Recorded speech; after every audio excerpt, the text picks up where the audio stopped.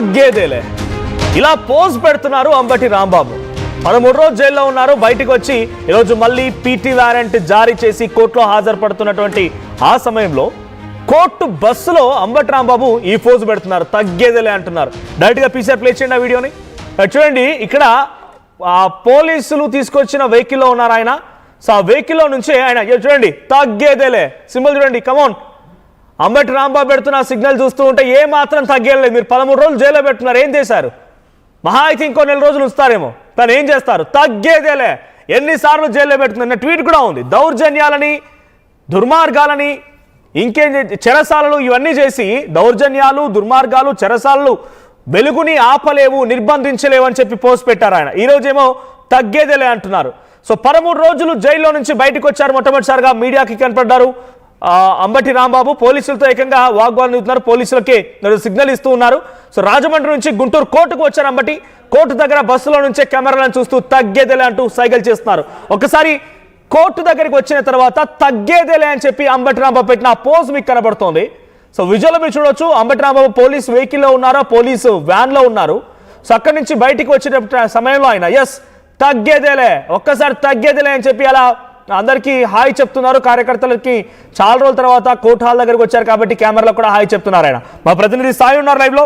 Sai, so తగ్గేదేలే అంటున్నారు. జనవరి 31 తేదీన ఆయన లోపలికి వెళ్ళారు. ఆ తర్వాత మళ్ళీ ఈ రోజునే బయటకు కనపడ్డారు ఆయన. ఈ రోజు ఏం జరుగుతుందో తెలియదు, చాలా ఉత్కంఠగా ఉంది. సో అయినా కూడా తగ్గేదేలే అంటున్నారు. ఏంటి, ఏం జరగబోతుంది అంబటి రాంబాబు విషయంలో? అంతేకాకుండా కేసు నుంచి పీటీ వారెంట్ వేసి మరి రాజమండ్రి సెంట్రల్ జైలు నుంచి అంబటి రాంబాబుని గుంటూరు కోర్టుకు తీసుకొని ఏదైతే పోలీసులు వెహికల్లో నుంచి దిగేటటువంటి సమయంలో అంబటి రాంబాబు వాళ్ళ కార్యకర్తలు ఎవరైతే ఆయన పలకరిస్తూ చోరు నుంచి చేతులు ఊపుతున్నటువంటి నేపథ్యంలో ఆయన తగ్గేదేలే అంటూ కూడా పుష్ప స్టైల్లో కూడా ఒక సిగ్నల్ అయితే ఇవ్వడం జరిగింది. అది క్లియర్గా ఇండికేషన్ ఏంటంటే ఈ కేసులు నన్ను ఏమీ చెయ్యలేవు, ఎన్ని కేసులు అయినా పెట్టినాయండి, నేను తగ్గేదే లేదు అనేటటువంటి ఒక సంకేతాన్ని కార్యకర్తల్లో, అంటే భయంతో, అంటే అంబటి రాంబాబుని అరెస్ట్ చేశారు, అనేక కేసులు జరుగుతున్నాయి, మళ్ళీ పీటీ వారెంట్లు వేస్తున్నారు అనేటటువంటి అంశంలో కార్యకర్తలు ఏవైతే ఆందోళన చెందుతున్నటువంటి అంశాలు ఉన్నాయో వాటన్నిటిని పోగొట్టేటటువంటి ప్రయత్నం అయితే ఈరోజు అంబటి రాంబాబు చేశారనే విధంగా చెప్పచ్చు. ఎందుకంటే గతంలో పీటీ వారెంట్లు తెచ్చినప్పుడు ఆయన చుట్టూ బారికేడింగ్ కానీ పోలీసులు ఒక సెక్యూరిటీకి సంబంధించినటువంటి గ్లాసెస్ పెట్టి తీసుకొని రావడం జరిగింది. ఈరోజు క్లియర్గా వెహికల్లో వచ్చినటువంటి సమయంలో ఆయనకి నోటీసులు, అంటే ఈ కేసుకు సంబంధించి పీటీ వారెంట్ వేసేటటువంటి నేపథ్యంలో ఆయనకి అసలు ఈ కేసు నమోదుకు సంబంధించి ఇప్పటివరకు అయితే నోటీస్ ఇచ్చినటువంటి పరిస్థితి లేదు. కాబట్టి అంబటి రాంబాబుకి కోర్టుకి ముందు, అంటే కోర్టు హాల్లోకి ముందు వెళ్ళేటటువంటి సమయంలో వెహికల్లో నోటీసులు ఇవ్వడం జరిగింది. ఆ నోటీసులు తీసుకున్న తర్వాత ఆయన ఎంతో ఉత్సాహంగా పోలీసులతో కూడా మాట్లాడినటువంటి విజువల్స్ కూడా ఉన్నాయి.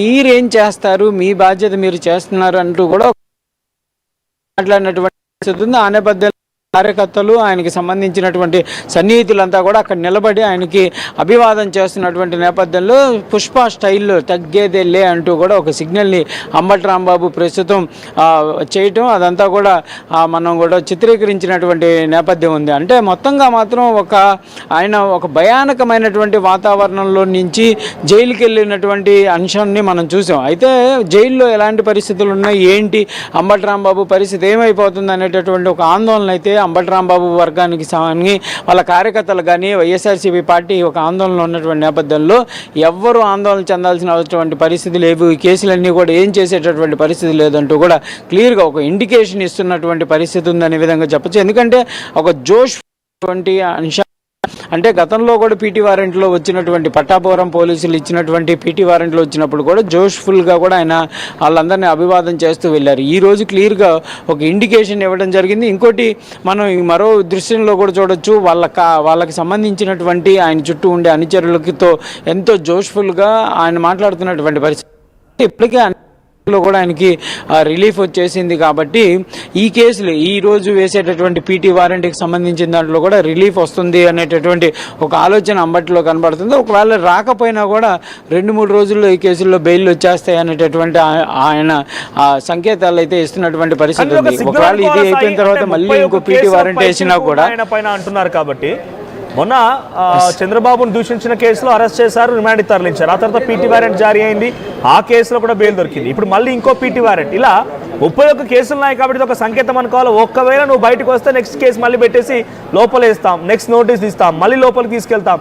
ఇదొక పరంపర సాగుతుంది అనుకోవాలా? అంటే ఈ లెక్కన చూస్తే అంబటి రాంబాబు అయినటువంటి ప్రతి కేసులో కూడా అంబటి రాంబాబుకు బెయిల్ రావాల్సిందేనా? అంటే కంపల్సరీగా ఇప్పటి వరకు 36 కేసుల్లో, అంటే నిన్నటి వరకు 36, ఈరోజు ఈ పీటీ వారెంట్తో కలిపి 37 కేసులకు సంబంధించినటువంటి అంశాలు, అంటే మొత్తం 36 కూడా అఫీషియల్గా చూపిస్తున్నారు. ఈ 36 అంశాల్లో కూడా రిలీఫ్ వచ్చింది. అంటే హైకోర్టు అయితే క్లియర్గా ఇవ్వడం జరిగింది. చంద్రబాబును దూషించినటువంటి కేసుకి సంబంధించి రాష్ట్ర